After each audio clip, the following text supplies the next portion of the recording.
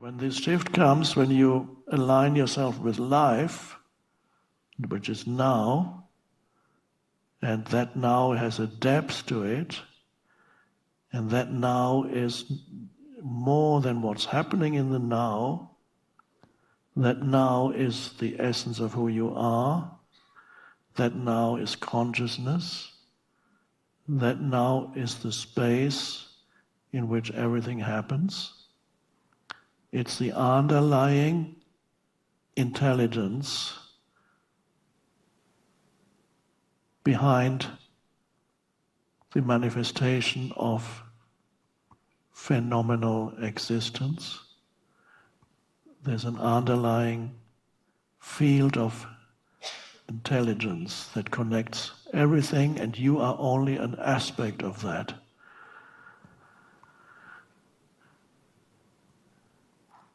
And so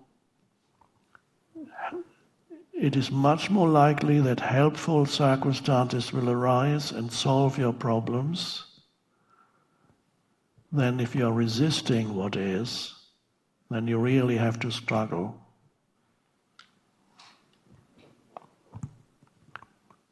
And if it is an external problem, not just an external challenge, not mind-created, a true external challenge also has the capacity of jolting you into awakening. It can give you a shock. It can destroy huge chunks of ego that had been there before, and suddenly you're faced with this huge challenge.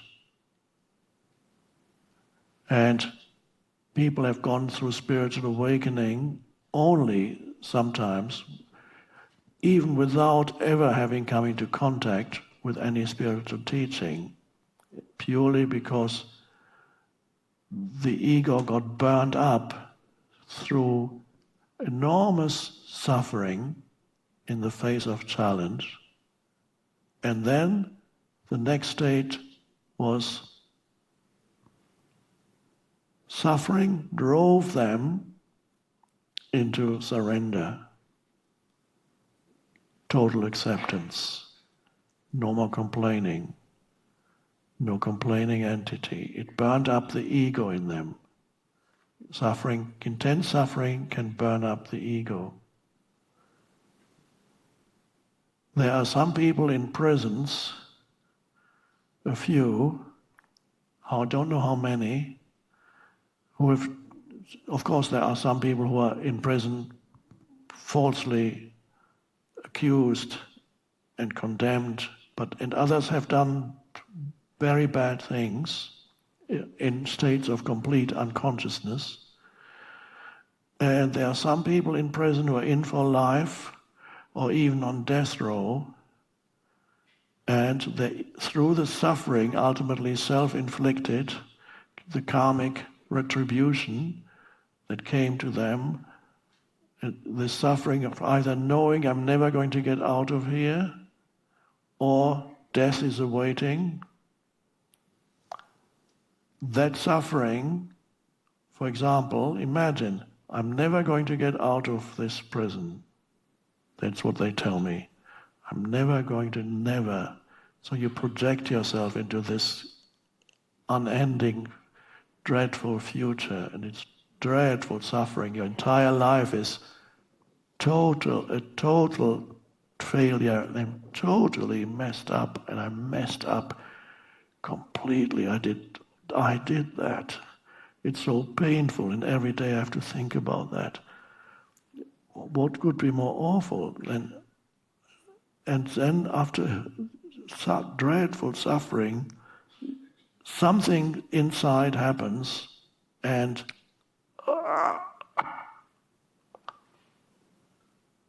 suddenly there's just intense presence. You don't even go to the future anymore because it's been taken away from you. And there you are.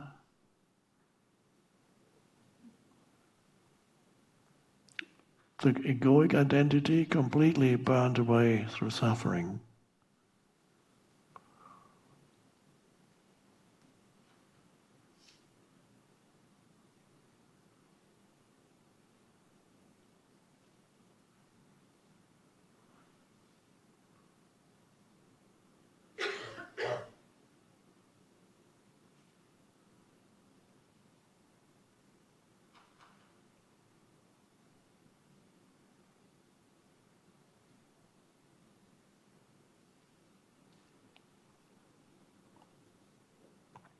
So suffering is one way, and voluntary entering presence voluntarily is a little easier. But you're only ready to do that now because you've had the suffering that you have had. It has taken you to this point where you realize the possibility of voluntarily entering by choice a different state of consciousness. This possibility has arisen in you, which is an enormous thing in human evolution, where you're in the past, evolution has happened very, very slowly, a gradual increase in consciousness through multiple life forms over millions of years. And now for the first time, a life form can consciously cooperate in entering a new stage, a new evolutionary stage, a new state of consciousness. But you needed the suffering, it has had a function, and many of you know that. You would not be here if you had not gone through states of unhappiness and varying degrees of suffering. So let's be really thankful. You need suffering until you don't. And you have reached a point of realization where you don't need more suffering for the evolution of your consciousness. But in case you do, life will give it to you. You will continue. I'm not promising, I'm not telling you, you will not experience further challenges in life. The difference, however, is as presence arises more and more, you're not transforming the challenges of life into unhappiness and into an unhappy identity. You're not transforming the challenges of life into an unhappy self, a victim self, an angry self, a complaining self, a heavy self, a very dense self, a self that if you were conscious you would never want to live with. Unawakened people, in many cases, live with an entity, this mind-made self, that is so unpleasant, they would have left it long ago if that were a person that they live with. They would have said, no way, I'm out of here. I'm not living with you. I don't want to live with you. You make me unhappy all the time.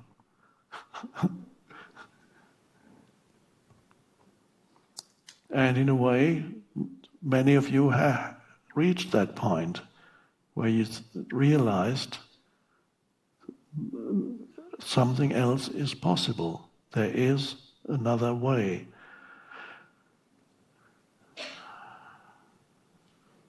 And so that was the beginning of your awakening.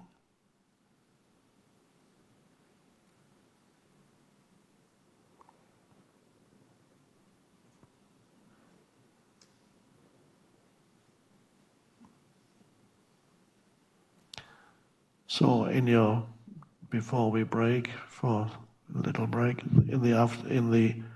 as your practice, choose.